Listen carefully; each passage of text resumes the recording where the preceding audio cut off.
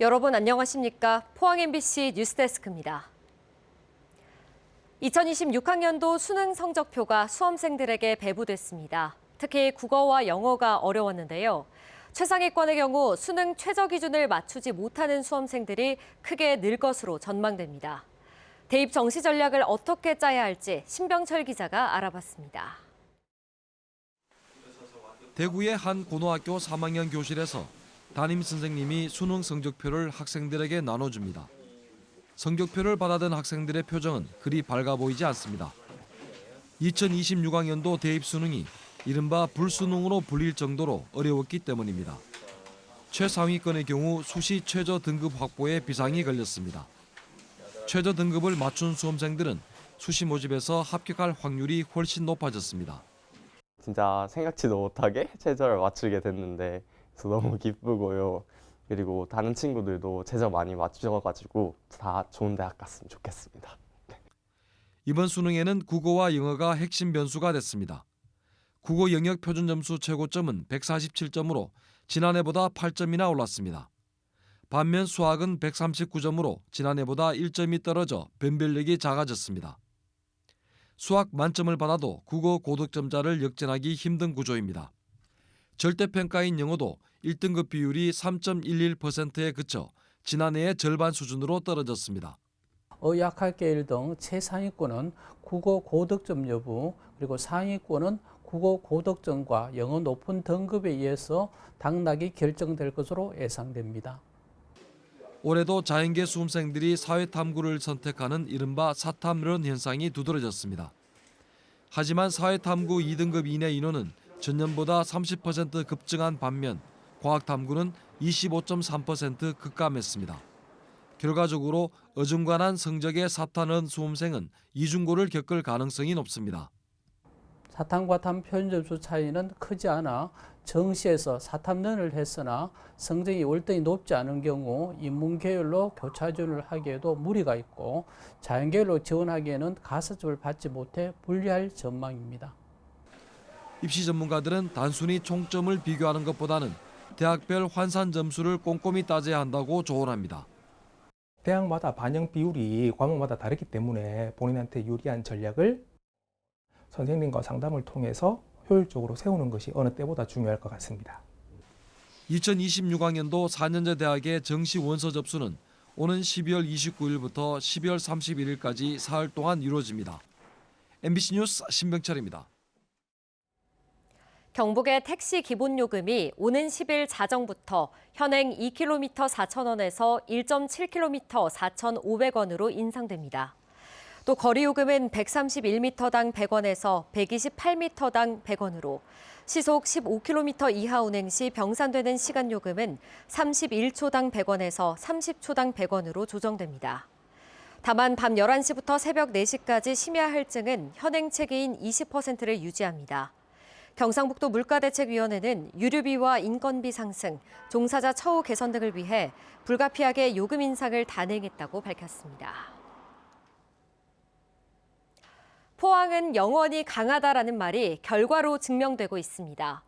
포항 스틸러스는 시즌 초반 최하위까지 떨어지며 부침을 겪었지만 선수단이 똘똘 뭉쳐 위기를 극복했고 결국 2025 시즌을 4위로 마감했습니다. 이규설 기자가 포항의 1년을 정리했습니다.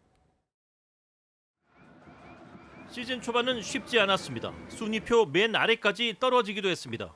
완델손, 이동희, 안재준, 김종우 등 주축 선수들이 잇따라 전력에서 이탈하며 박태하 감독의 고민도 깊어졌습니다. 그러나 그 빈자리는 유스 시스템을 통해 성장한 젊은 선수들이 빠르게 메워나갔고 포항은 다시 강해졌습니다. 측면에서 엄청난 기술과 활동량을 보여준 강민준, 포항 수비의 미들맨 한현석, 여기에다 조상혁, 이창우, 황서홍 등 새로운 이름들이 잇따라 등장하며 팀의 활력을 불어넣었습니다. 고비를 넘긴 포항 축구는 여름 이적 시장에서 중원의 사령관 기성용을 극적으로 품으며 더욱 단단해졌습니다. 언제가 마지막이 될지 모르겠지만 그라운드 안에서 좀 저를 응원해 주시고 또 그동안 지지해 주셨던 팬들에게 좀 그래도 허무한 모습이 아닌 그래도 멋진 모습으로 전국구 스타 기성용의 가세, 여기에 낭만축구 신드롬을 일으킨 박태하 감독의 인기까지 더해지며 포항은 올 시즌 K리그 흥행을 이끌었습니다. 관중 집계를 시작한 2018년 이후 처음으로 홈 평균 1만 관중을 넘기며 새로운 흥행 기록도 세웠습니다. 저희들 시작은 좀 어렵게 시작했는데 전체적으로 부침이 없지는 않았지만 선수들이 정말 이 위기를 함께 극복했고 마지막으로 저희들 올 초에 목표했던 거 사실 선수들의 땀과 노력으로 잘 이뤄낸 것 같습니다. 올해도 포항 극장에서 감동의 드라마를 만들어낸 포항 스틸러스. 2026 시즌에는 더 높은 자리를 향해 힘차게 나아갈 것으로 기대됩니다. MBC 뉴스 이규설입니다. 교육공무직 노동조합의 총파업으로 인해 오늘 경북 지역 192개 학교에서 급식이 중단됐습니다. 급식이 중단된 학교 중 177곳은 학생들이 도시락을 지참하거나 빵, 우유 등 대체식을 제공했으며 15개 학교는 학사 일정 조정 등을 통해 급식을 실시하지 않은 것으로 확인됐습니다. 이번 총파업에는 도내 전체 943개 학교 가운데 227개 학교에서 총 744명의 급식 종사자가 참여했습니다. 동해 중부선의 무인 역사인 영덕 고래불역을 문화 거점 공간으로 육성하기 위한 프로젝트가 본격적으로 추진됩니다. 경상북도는 오늘 영덕 고래불역에서 영덕군, 경북문화관광공사, 코레일과 함께 고래불역 관광 콘텐츠 개발 사업의 성공적인 추진을 위한 업무 협약을 체결했습니다. 고래불역을 전국에 알릴 홍보대사로 배우 송지효와 고래 사진작가 장남원을 위촉했으며 장남원 작가의 고래 사진 작품을 고래불 역사 내에 전시했습니다. 내년 6.3 지방선거 후보들을 소개하는 순서입니다. 대법원이 임종식 교육감의 뇌물 등 혐의에 대해 무죄를 선고하면서 임 교육감의 3선 도전 가능성이 높아졌습니다. 임 교육감에 맞서 김상동 경북인재평생교육재단 대표 등이 출마 의사를 밝힌 가운데 보수 성향 후보의 단일화가 교육감 선거의 최대 변수로 떠올랐습니다. 이도훈 기자의 보도입니다. 임종식 교육감이 대법원에서 뇌물 등의 혐의에 대해 무죄 선고를 받으면서 3선 도전은 가시화됐습니다. 지난 7년여간 임 교육감은 AI를 통해 교원의 업무를 경감시키고 직업계고의 경쟁력을 끌어올렸다는 평가를 받습니다. 임 교육감이 현직 프리미엄을 입고 우세를 보이고 있지만 변수는 단일화입니다. 지난 선거에서 임 교육감의 득표율은 49.77%로 나머지 두 후보의 합산 득표율보다 낮았습니다. 거기다 대중 인지도가 높은 김상동 경북인재평생교육재단 대표와 양금희 경상북도 경제부지사가 후보로 거론되고 있어 단일화로 인한 교육감 교체 가능성에 무게가 실립니다. 출마 의사를 밝힌 김상동 대표는 경북대와 경북도립대의 총장을 거치며 다진 폭넓은 교육 행정가로서의 경험이 강점으로 꼽힙니다. 교사 출신이기도 한 양금희 부지사는 도정에 집중하겠다는 입장이지만 국민의힘 소속의 대구 국회의원 등을 거치며 쌓은 인지도를 바탕으로 꾸준히 교육감 후보로 거론되고 있습니다. 이 밖에도 지난 선거에서 각각 20% 넘는 득표율을 기록했던 마숙자 전 김천교육장과 임준희 경산 묵명고 교장 등도 후보군에 이름을 올렸습니다. 8년 만에 진보 진영에서 교육감 후보를 배출하는 것도 관전 포인트입니다. 보수 성향으로 분류되는 후보들이 단일화에 실패할 경우 진보 성향의 후보자가 당선될 가능성도 점쳐지기 때문입니다. 진보 시민 단체들은 경북교육희망 2026을 꾸리고서 전임 정교조 경북지부장이었던 경북혁신교육연구소 공감 이용기 소장과 포항시민단체 연대회의 김명동 상임대표 가운데 단일 후보를 오는 12일 발표할 계획입니다.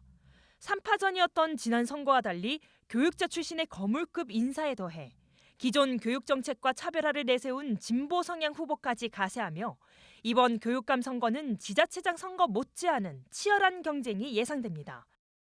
MBC 뉴스 이도훈입니다.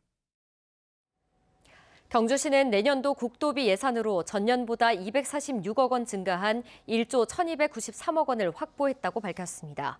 농수에서 외동 국도건설 225억 원, 양남에서 간포 국도건설 143억 원 등 도로 건설 예산이 반영되면서 지역 교통망 개선에도 속도가 붙을 전망입니다. 또한 SMR 제작지원센터 25억 원, 글로벌 원자력 공동캠퍼스 23억 원 등 R&D 분야 예산과 신라환경 핵심 유적 복원 정비 251억 원 등 문화 관광 분야 예산도 대폭 반영됐습니다. 울릉군이 인재 육성재단을 출범하고 기금 100억 원 조성을 목표로 본격적인 활동에 들어갔습니다. 재단은 장학기금으로 울릉고등학교를 졸업한 학생들에게 성적과 관계없이 등록금 전액을 지급하고 월 30만 원까지 월세를 지원하기로 했습니다. 또 장기 계획으로 인재교육원을 설립해 육지학생과 동등한 교육 환경을 제공해 울릉고등학교를 명문학교로 육성하는 기반을 마련하기로 했습니다. 현대제철 포항공장이 지난 2009년부터 올해까지 17년째 저소득층을 위한 건강보험료 지원 사업을 해오고 있습니다. 현대제철은 국민건강보험공단 포항 남부지사에서 저소득층 건강보험료 지원 협약을 맺고 공단 측에 2,400만 원을 기부했습니다. 공단은 이 기부금으로 포항 지역 저소득층 약 3만 6천 가구의 건강보험료를 지원할 예정입니다.